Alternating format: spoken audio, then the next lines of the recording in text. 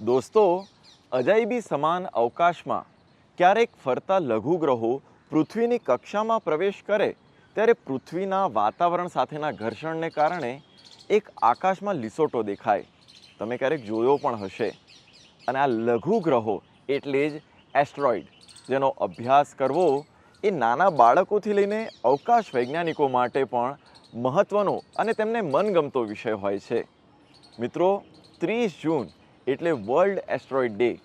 આવો તેની રોચક વાતો જાણીએ.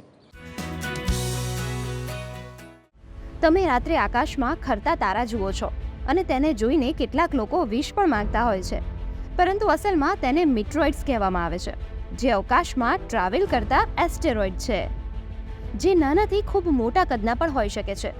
પણ તમે ક્યારેય કલ્પ્યું છે ખરું, જો એસ્ટેરોઇડ પૃથ્વી સાથે ટકરાય તો શું થાય? सन 1908 में साइबेरिया में एक बहुत बड़ा सा एस्टेरॉयड इम्पैक्ट हुआ था. टुंगुस्का नाम है उसका, ठीक है. टुंगुस्का एक रिवर है उसके. तो उस एस्टेरॉयड का जो स्टोरी है एक्चुअली बहुत बड़ा एक फॉरेस्ट था. उसका almost more than 2000 square kilometre का जो वॉल्यूम था. तो वो पूरा फॉरेस्ट एक्चुअली माने बर्न आउट हो गया और सारे जो पेड़ है वो पूरा गिर गया था ज़मीन पे. बट मोस्ट इंटरेस्टिंग पार्ट जो है ना, इसमें कोई क्रेटर और गड्ढा जो हम लोग बोलता है क्रेटर बनता है, ये कोई क्रेटर नहीं था. सिर्फ सारे फॉरेस्ट जो है बर्न आउट हो गया था. तो इसका जो रीज़न है, हम लोग बोलते हैं इसको एयरबर्स्ट एक्सप्लोशन हुआ था. मतलब ज़मीन का थोड़ा ऊपर पूरा जो एस्टेरॉयड और मीटोराइड जो था पूरा बर्न आउट हो गया था, एक्सप्लोशन हो गया था, इसीलिए ज़मीन पे कुछ गिरा नहीं. तो ये है मैंने largest impact event in world history. तो to commemorate this event actually, तो 2016 में यूनाइटेड नेशन ने 30 जून में ही हुआ था, सन 1908. तो इसी दिन को हम लोग सोशल अवेयरनेस और ग्लोबल अवेयरनेस प्रोग्राम एस्टेरॉयड के बारे में, मैंने ऐसा ना हो एस्टेरॉयड पृथ्वी में गिरे हम एस्टेरॉयड को चेस करें, ऐसा मैंने उल्टा करें. तो इसीलिए हम लोग 30 जून को मनाता है. ये 9th ईयर है. આ એસ્ટેરોઇડ છે શું, કેવી રીતે બન્યા અને મિટ્રોઇડ્સની પૃથ્વી સાથે ટકરાવની ઘટના ભારતમાં કેટલી વાર બની છે?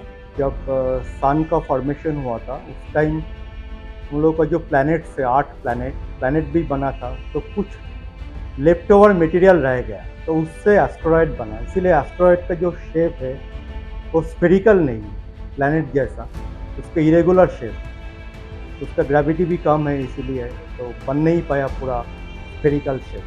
तो इंडिया में एस्टेरॉयड इम्पैक्ट का जो रिकॉर्ड है, अभी तक 4 ऐसा क्रेटर है जो एस्टेब्लिश्ड है ऑलरेडी. एक तो लोनार क्रेटर है, और एक है लोनार महाराष्ट्र में है, एक है धाला स्ट्रक्चर मध्य प्रदेश में, एक है रामगढ़ राजस्थान में, और रिसेंटली एक डिस्कवर हुआ है गुजरात में भी, एक लूना क्रेटर करके. बट ये अभी तक फुल्ली कन्फर्म नहीं है, अभी भी स्टडी चल रहा है. દોસ્તો, અવકાશમાંથી પૃથ્વી પર પડેલા આ મિટ્રોઇડ્સના અંશ છે. દેખાવમાં સામાન્ય પથ્થર જેવા લાગે છે, પણ એવું છે નહીં. उसका जो बाहर का जो स्किन है ना, उनका पिन का, वो बर्न आउट दिखेगा, काला जैसा कलर. तो उसको हम लोग फ्यूजन क्रस्ट बोलते हैं.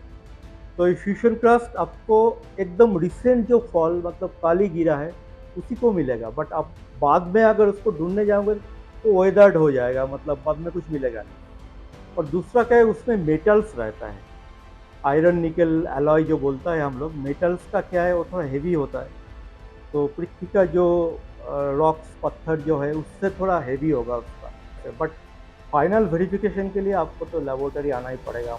તો કેટલીક સંસ્થાઓ છે જે ગુજરાત તથા અન્ય રાજ્યોના અંતરિયાળ ગામડાઓમાં રહેતા બાળકોને અવકાશ તથા એસ્ટેરોઇડ સર્ચ કેમ્પેઇન દ્વારા એસ્ટેરોઇડ શોધવાની ટ્રેનિંગ આપી બાળકોની અવકાશ પ્રત્યેની કુતૂહલતાને પોષે છે. આમાં ભાગીદારી નોંધાવી છે તે દરેકને નાસા તરફથી એનું પ્રમાણપત્ર પણ એનાયત કરવામાં આવેલા છે, કે જેમાં વિદ્યાર્થીઓ પ્રિલિમિનરી બેઝ એક એસ્ટેરોઇડની શોધ કરે છે. અને આ શોધ કરવા માટે તેઓ શોધ કરવા માટે તેઓ એસ્ટ્રોમેટ્રિકા નામનું એક સોફ્ટવેર આવે છે, આ સોફ્ટવેરનો એ યુઝ કરતા હોય છે કે જેની અંદર IISc કરીને એક સંસ્થા છે, ઇન્ટરનેશનલ એસ્ટ્રોનોમિકલ સર્ચ કોલાબોરેશન કરીને, તો એના તરફથી ડેટા સેટ આપવામાં આવે છે. આ ડેટા સેટની અંદર એસ્ટ્રોઇડની માહિતી રહેલી હોય છે, તો આ માહિતીને એ એસ્ટ્રોમેટ્રિકા સોફ્ટવેરની અંદર પ્રોસેસ કરીને પછી એ ડીકોડ કરે છે અને એમાંથી પછી આ એસ્ટ્રોઇડ એ ફાઇન્ડ કરતા હોય છે. તો આ રીતનો એક આ પ્રોગ્રામ છે. આ જાણીને મેં આગળ હજુ જેમ કે કલ્પના ચાવલા, સુનિતા વિલિયમ જેમ કે સ્પેસમાં ગઈ હતી, તેવી જ રીતે મેં પણ માહિતી મેળવીને તેવી રીતે જ હું પણ કંઈક શોધ કરવાની વિચાર મેળવું છું. ગુડ ન્યૂઝ ગુજરાત માટે નર્મદાથી વિશાલ પાઠક તથા અમદાવાદથી લક્ષ્મણ રાજપૂત સાથે નિકિતા શુક્લનો રિપોર્ટ.